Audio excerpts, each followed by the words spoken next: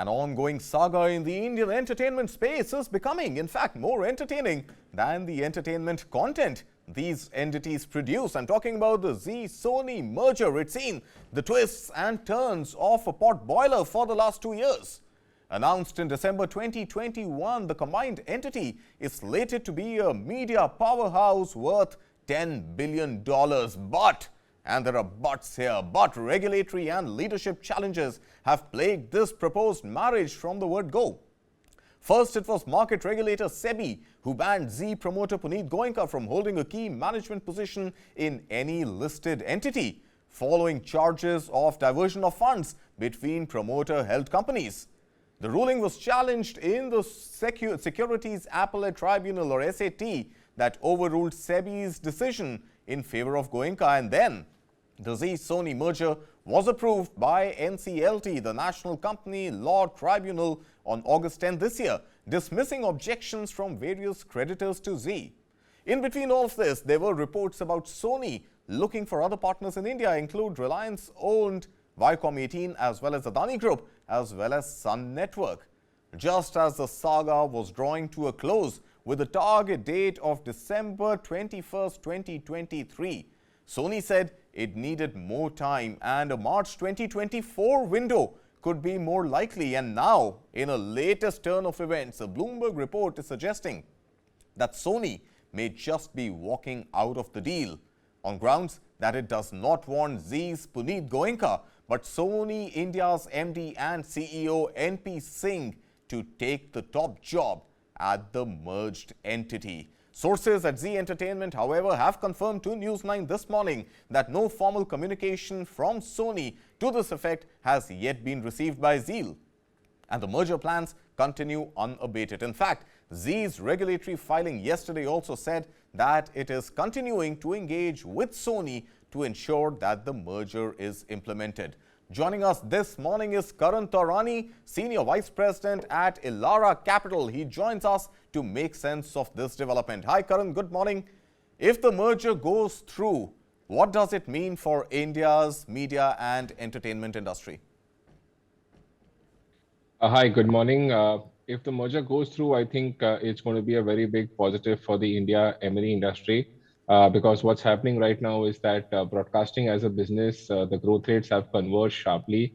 We have moved downwards from a growth of 12 to 14% about 5-6 years ago to about 4 to 6% right now. So consolidation is the need of the hour. That's one. Consumption on TV has kind of plateaued out. We are seeing lower number of households. We are seeing time spent reducing on TV. And that has also kind of impacted growth rates in some sort of a manner. And the third very big thing is the threat from digital, right? A lot of eyeballs and consumption have moved to digital. Most of these broadcasters also have their own OTT platforms. In fact, all of them have it. But monetizing revenues on OTT or on digital is a far bigger challenge as compared to what it is on the case of TV, because you have too much competition there. The market is fragmented. You have many platforms competing with each other. So I think these are three reasons, in terms of why consolidation is the need of the hour. Otherwise, both companies will struggle to even grow at, 4 or 5% on a medium-term basis. So, Karan, what are we really talking about here in terms of number of channels, number of OTT applications, and the size, the combined size of the viewership on broadcast as well as OTT that both these individual entities command in isolation right now? And hence, when they were to come together, if at all that does happen, what is the scale that we are talking about in numbers? So in terms of scale, if you see, both these players have got a large number of channels. They've got channels across various genres. They've got more than 70, 80 channels, put together. And if you look at the numbers, it's taking that, they've got close to 24 to 25% ad revenue market share of the TV business. And if you look at the OTT side, the market share numbers are slightly lower. It's more towards 10 to 12% kind of a number. But I think if you look at both these companies individually, the market share numbers would largely be half, because both companies are largely equal in terms of size as far as TV revenues are concerned. And on OTT, I think Sony Live is a notch above ZEE5 in terms of broader revenue. So I think, by both these businesses coming together, it will be a win-win, because they can kind of, increase their market share put together on the TV business, which is currently at 24, 25% ad revenue market share. Okay. You will see better bargaining power in terms of the content ecosystem by these broadcasters. Yeah. You will also see some kind of operating efficiency, some kind of cost savings, which will also lead to better profitability for these players. All And right. on the digital side, I think the business is all about scale.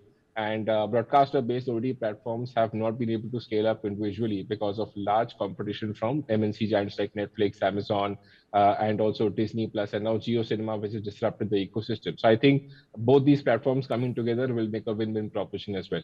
All right. And if and only if what reports are indicating right now that Sony walks out of the deal, what happens then individually to Sony, Sony's India ambitions, and to Zee? Is Zee going to survive the onslaught of Sony walking away? I think it's going to be a challenge for both of them. So it's not either or. I think this deal is equally important for Sony as well, just as it is for Zee.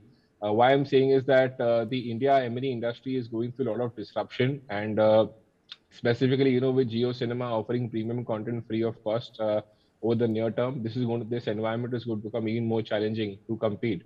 Because you've just got one stream of revenue, which is advertising on the digital side. SVOD revenues right now will not grow much because premium content is being offered free. It's a price sensitive market. You can't even raise ARPUs.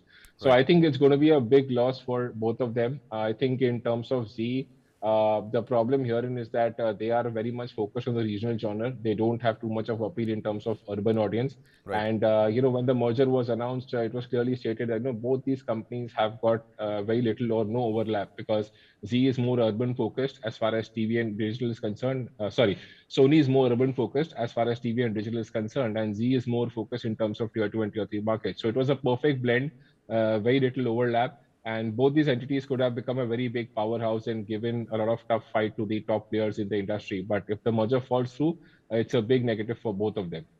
All right. Will they, won't they, is the big question. Karan Taurani, thank you so much for taking time out and speaking to us here at News 9.